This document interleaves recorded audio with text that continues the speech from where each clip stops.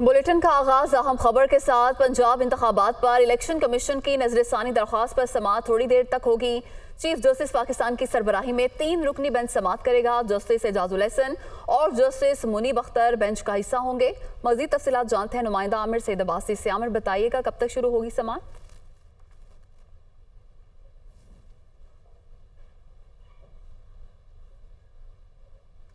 आमिर, क्या आप हमें सुन पा रहे हैं?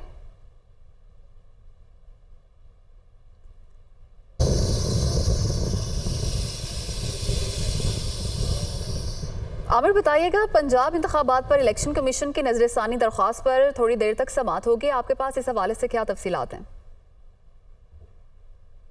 देखिए, chief justice of Pakistan justice Umar Ata Bandial की सरबराही में सुप्रीम कोर्ट का 3 रुकनी बेंच समाअत करेगा इलेक्शन कमीशन की उस नजरसानी दरख्वास्त पर जिसमें इलेक्शन कमीशन ने यह कहा कि सुप्रीम कोर्ट ऑफ पाकिस्तान ने इख्तियार से तजावुज करके इंतखाबात की तारीख का ऐलान कर दिया, जो 14 मई को पंजाब में इंतखाबात कराने का हुक्म दिया गया था, क्योंकि ये इख्तियार इलेक्शन कमीशन ऑफ पाकिस्तान के पास है। इलेक्शन कमीशन ने अपनी नजरसानी दरख्वास्त में ये कहा कि सुप्रीम कोर्ट से ये गलती हुई अपने 4 अप्रैल के हुक्मनामे में, जिसमें उन्होंने इंतखाबात की तारीख का ऐलान कर दिया 14 मई को। लिहाजा वो हुक्म गलती थी सुप्रीम कोर्ट की, उसको दुरुस्त किया जाए और सुप्रीम कोर्ट अपना हुक्म वापस ले ले। इसके ऊपर वफाकी हुकूमत और पंजाब हुकूमत ने भी अपने अपने जवाब जमा करवा दिए हैं, जबकि PTI ने भी जवाब जमा करवाया है। वफाकी हुकूमत और पंजाब हुकूमत ने इलेक्शन कमीशन के मौक़िफ़ की हिमायत की है, जबकि PTI ने मुखालफत की और PTI ने यह कहा है कि सुप्रीम कोर्ट ऑफ पाकिस्तान ने दुरुस्त तरीके से पंजाब में इंतखाबात की तारीख का ऐलान किया था। लिहाजा आज दूसरी समाअत होने जा रही है। दलाइल होंगे, जो बैरिस्टर सजील सवाती हैं, इलेक्शन कमीशन के वकील हैं, वो अपने दलाइल देंगे और अदालत ने गुज़िश्ता रोज़ दलाइल जो इलेक्शन कमीशन की तरफ से दिए गए, जिसमें यह कहा गया कि सुप्रीम कोर्ट ऑफ पाकिस्तान नज़रसानी में अपना पूरा जो केस है उसको उसमें नई जो ग्राउंड्स हैं उनकी बेसिस के ऊपर भी इलेक्शन कमीशन अपनी गुजारिशात कर सकता है और सुप्रीम कोर्ट नज़रसानी करके उस हुक्म को वापस ले सकता है। ताहम इस मौके के ऊपर बेंच की तरफ से वाज़े तौर के ऊपर ये रिमार्क्स दिए गए कि जो नज़रसानी है उसमें स्कोप बहुत लिमिटेड होता है, उसमें कोई ब्रॉडर लेवल के ऊपर आर्गूमेंट्स नहीं हो सकते और ना अदालत कोई नई ग्राउंड्स के ऊपर कोई हुक्म जारी कर सकती है। लेकिन चीफ जस्टिस ने गुज़श्ता समाअत के इख्तिताम पर ये रिमार्क्स दिए थे कि ये खुशाइंद है कि अब इलेक्शन कमीशन और वफाकी हुकूमत बहुत तंदही से इस सारे आर्गूमेंट्स को और केस को लेकर चल रहे हैं। लेकिन ये सवाल बहुत अहम है कि ये जो दलाइल अब दिए जा रहे हैं आइनी और कानूनी, ये फर्स्ट राउंड ऑफ लिटिगेशन में क्यों नहीं दिए गए, और इसका जवाब भी इलेक्शन कमीशन को देना होगा कि क्या उन्होंने खुद पहले क्या बेंचेस के ऊपर एतराज़ या सिक्योरिटी और फाइनेंस के ऊपर बात की, और जो आइनी और कानूनी मामलात हैं जो आपको दलाइल दे रहे हैं कि आइनी और कानून के मुताबिक ये इंतखाबात की तारीख का ऐलान नहीं हो सकता, ये दलाइल उन्होंने पहली राउंड ऑफ लिटिगेशन में क्यों नहीं किए। इसका जवाब देगा इलेक्शन कमीशन कि क्या उन्होंने खुद ऐसा किया या किसी के कहने पर किया।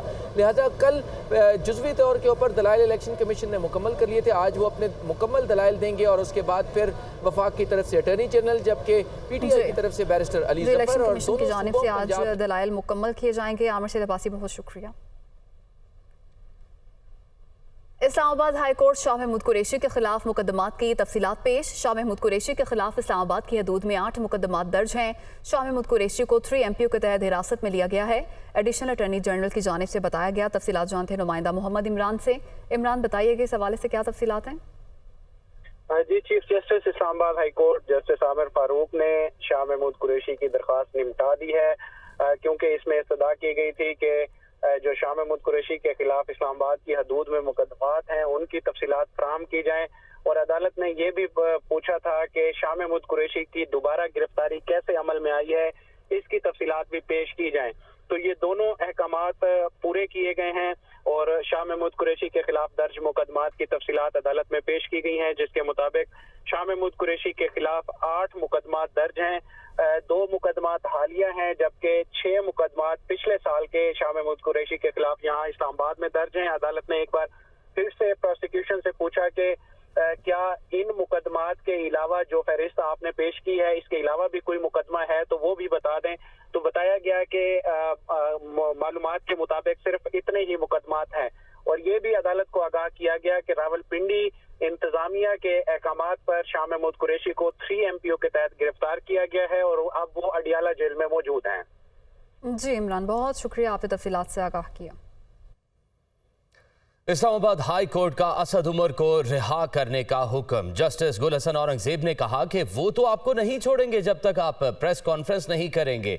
वकील असद उमर ने जवाब दिया कि प्रेस कॉन्फ्रेंस तो हम नहीं करेंगे। असद उमर के 2 ट्वीट्स हैं, वो तो फौरन डिलीट करवाएं, जज साहब ने यह कहा, जिस पर मजीद उन्होंने कहा कि असद उमर के खिलाफ केसेस मेरे सामने हैं, अगर मैं कोई ऑर्डर कर दूं तो कल क्या होगा मुझे नहीं मालूम। असद उमर की केसों की तफसीलात फराहमी और गिरफ्तारी के खिलाफ केस की समाअत हुई। GHQ हमले से कबल PTI रहनुमाओं की मुबैना ऑडियो सामने आ गई है। GHQ पर धावा बोलने में कवल शौसब का मुबैना किरदार रहा।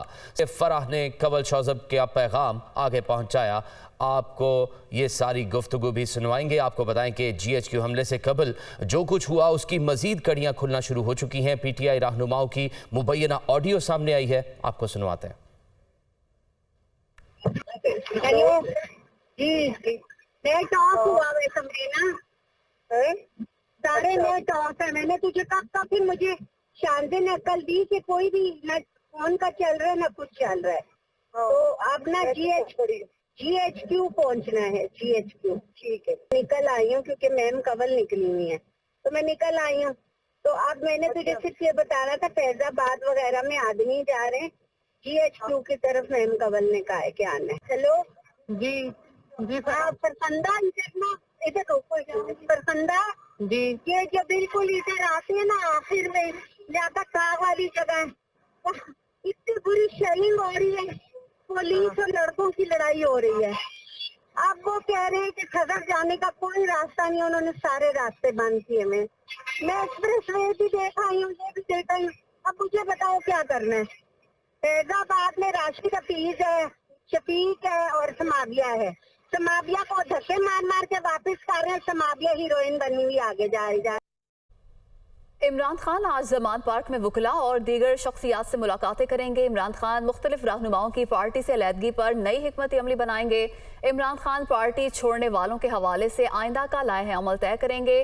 पार्टी रहनुमाओं और कारकुनान के केसेस और रिहाई के हवाले से कानूनी मामूलात पर गौर किया जाएगा। मजीद तफसीलात जानते हैं नुमाइंदा यासीन मलिक से।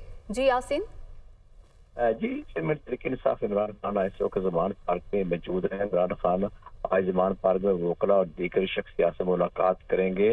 जरा के मुताबिक इमरान खान तरीके इंसाफ के मुख्तलिफ रहनुमाओं की पार्टी से अलहदगी के मामलात पर नई हिकमत अमली बनाएंगे। इमरान खान मुश्किल वक्त में पार्टी छोड़ने वालों के हवाले से आइंदा लाए अमल भी तय करेंगे। इमरान खान अपने पार्टी रहनुमाओं और कारकुनान के केसेस और रिहाई के हवाले से कानूनी मशावरत भी करेंगे। मौजूदा सूरत हाल में PTI के हवाले से नई हिकमत अमली भी तैयार की जाएगी और जो ओहदे खाली हो रहे हैं इन पर नई तकर्रियां भी की जाएंगी और district secretary general Umar Ayub बाकायदा इस हवाले से नोटिफिकेशन भी जारी करेंगे।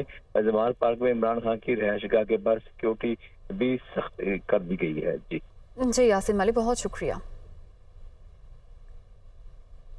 वज़ीर आज़म शहबाज शरीफ ने कलअदम तंजीम के लीडर गुलजार इमाम शंबे की गिरफ्तारी पर सिक्योरिटी फोर्सेस को खिराज तहसीन पेश किया। अपने ट्वीट में वज़ीर आज़म शहबाज शरीफ ने कहा कि अमन व अमान की बहाली के लिए सिक्योरिटी फोर्सेस की खिदमात काबिल सताइश है। मुल्क भर में कामयाब इंटेलिजेंस ऑपरेशन पर DGISI कौम की जानिब से खिराज तहसीन के मुस्तहिक हैं।